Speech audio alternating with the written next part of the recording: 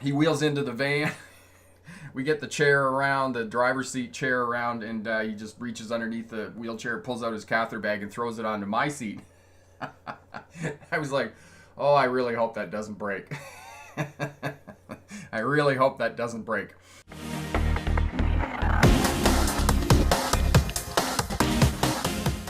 It's important that we talk about drivers with disabilities or people that have disabilities who are learning how to drive with hand controls and those types of things.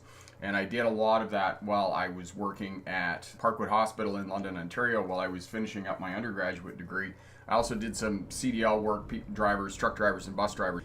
So we only worked with paraplegics. They had full control of their upper extremities. And the van, they could wheel into the van and then transfer, because the driver's seat turned 90 degrees. They could transfer into the driver's seat and then drive the van with hand controls. Hand controls are really easy to drive. I mean, the car was incredibly easy to drive. It was simply a handle on this side that controlled the throttle and the brake. And you just pulled back on the lever to throttle up. It was an automatic car. And then to apply the brake, you just push the whole assembly forward, which, as you're braking, the vehicle is slowing down. It's causing you to move forward anyway, so it assists with the braking and makes it fairly simple. Both the car and the van also had a spinner knob because, obviously they're only driving with one hand, people with disabilities. Most people who are paraplegics did have difficulty for the first one or two, maybe even 3 lessons. For people who are driving vehicles with hand controls, and most of these people had driven before, so we were simply retraining them to drive with hand controls. And the biggest thing was to teach them fine motor control, which they had learned with their legs previously when they were driving a car. Now we're teaching them fine motor control to operate the throttle and the brake with their hands. So that was a fairly big transition. Carrie, have you ever worked with anyone with high functioning autism or Asperger's syndrome to help them with driving skills? I have worked with people, learning disabilities and those types of things.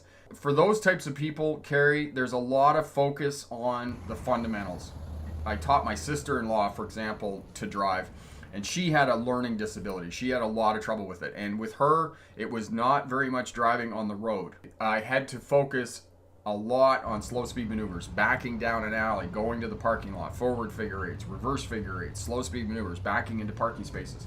And we spent a lot of time doing that, and more than most people would, probably 3 times as much. And people who have those kinds of high functioning autism and Asperger's syndrome and those types of challenges, that's what you have to do with them in order to be able to get them to drive safely, because they have to have a very high level of understanding where their vehicle is in space and place, and they have to have a very high level of controlling the primary controls. But people who are in wheelchairs have a lot of upper body strength, and they're very capable of transitioning themselves into the vehicle and then getting a hold of their wheelchair and throwing it in the back seat. There are some people who can do that. For people who can't do that, what they do is, they have enough strength to transition themselves in the vehicle, but what they do is they'll drive a pickup truck with a topper on it, and the topper will be on a hydraulics that will lift up to the side, and then they'll have a little crane in the back of the pickup truck that they can work remotely. There was a woman I worked with on Vancouver Island, and she was fully capable of transitioning herself into the vehicle. And then what she would do is she would take the wheels off her wheelchair and put each wheel in, and then fold the body up of the wheelchair, and she was able to get the body of the wheelchair. I think she put it in the front seat, or as you said, they're in an electric wheelchair, which are very heavy. An electric wheelchair weighs out somewhere between 500 and 1,000 pounds. They're incredibly heavy. For those people, they'll just get a van with a ramp on it, and they'll just back right into the van, and then they'll transition into the seat. So that's the other way that they deal with people with wheelchairs, electric wheelchairs, and those types of things. There's many different modifications for those types of people. Tamara, how do you teach people with intellectual disabilities? Tamara, it's what I was talking about before, about a lot of focus and a lot of time and energy with slow speed maneuvers. You want to isolate the skills and abilities that the person with the disability needs to learn. Those fundamental skills have to be at a much higher level before you take those drivers and you put them out into traffic, because that ability to know exactly where your vehicle is in space and place, and your ability to control the primary controls has to be at a much higher level for these people because they have a cognitive disability. So you have to spend much more time and energy on teaching people with disabilities mastery of the primary controls and where the vehicle is in space and place before you put them out into traffic.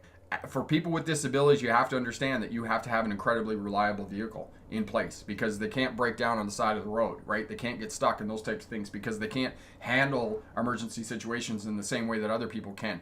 We do have a video with Jen who had low vision, and that's available here on the website. And we worked with people with low vision as well, or people who had one eye and were driving, and people who have one eye don't have any depth perception. People with brain injuries who have experienced brain injuries, and I worked with one gentleman.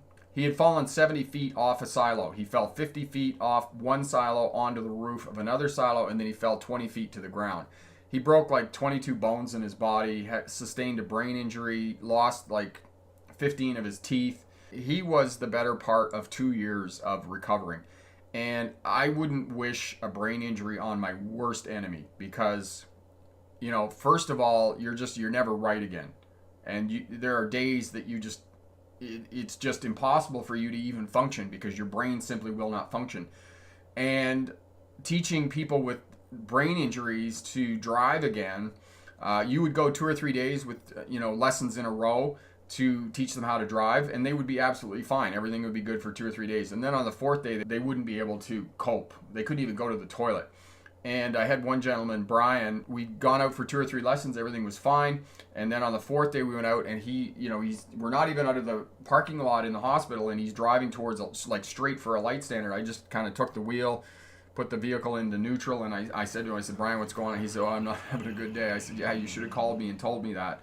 I said, because, we're just going to turn around and go back. So know that with people with brain injuries, people who have intellectual disabilities, those types of things, if you're working with them and, they're showing signs that they're not able to take on information, they're not able to do the work, they're not able to control the vehicle, you just need to take a break and you need to come back at it at another time. You can't keep just pushing forward as you do with most students, all right?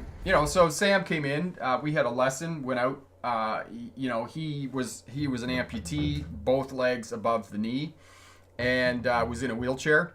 And so we went out in the van because, he was in a wheelchair. He had good upper body strength, so he could get in and out of the van.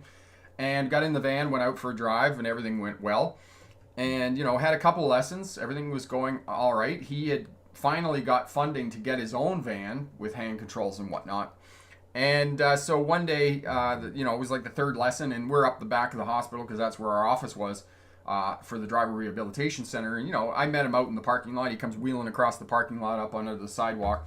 And, he looks up at me and he kind of points back to his beaten up blue dilapidated van. And he says to me, I'm really glad I'm getting these hand controls. I said, oh yeah? He says, yeah. He says, I've been driving that for 2 years with a broomstick.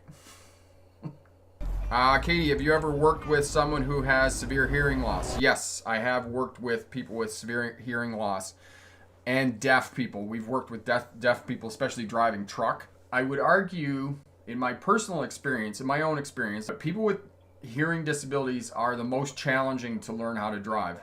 And I don't know why that is. Most of my experience with drivers with hearing loss has been with trucks. And there's so much of learning how to drive that is auditory. People don't realize this. We don't have a lot of focus on the auditory component of learning how to drive. And it's really important. There's a lot of sounds that are going on, especially if you're learning how to drive manual. Just ask people who drive manual transmissions. Katie, I find that driving is the same as those who don't have hearing problems. Awesome. So that's really great that you're doing well. Farron, hearing helps with immersion of surroundings, I think. Yes, it does. And there's a lot of things that are going on that we can listen to when we're driving. It doesn't mean that you can't drive without hearing. So I think we'll leave that there for today. If you have any questions at all, as I said, send me an email, rick@smartdrivetest.com. I'm more than happy to help you out and get you going and get you driving. And remember, pick the best answer, not necessarily the right answer. Have a great day. Bye now.